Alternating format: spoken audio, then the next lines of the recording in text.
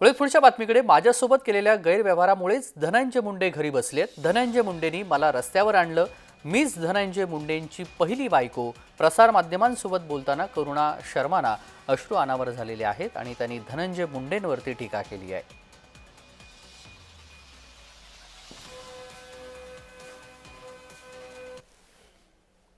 जरी मी खोटारडी होती, मी बायको नाही होती, जरी मला माझ्याकडे पुरावे नाही होते, तो मी तो पैसे घेऊन कधीपासून पळून गेली होती दुबई मध्ये आणि ऐशो आराम की जिंदगी जी रही होती। यहाँ पे धक्के निकाल रही होती लोगों के बीच में।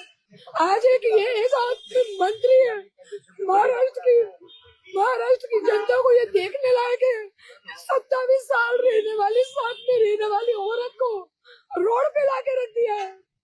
मेरा जीवन सिर्फ भगवान की याद में था और आज इसी कारण से धनंजय मुंडे घर में बैठा है।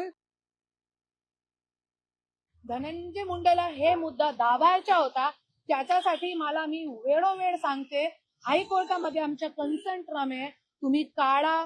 50 कोटीची मला ऑफर होती, त्याच्यावरती जे माझा टेक मार्क आहे की धनंजय मुंडेची मी पहिली बायको आहे म्हणजे आहे, त्याच्यामध्ये काहीही गैरबदल नाही।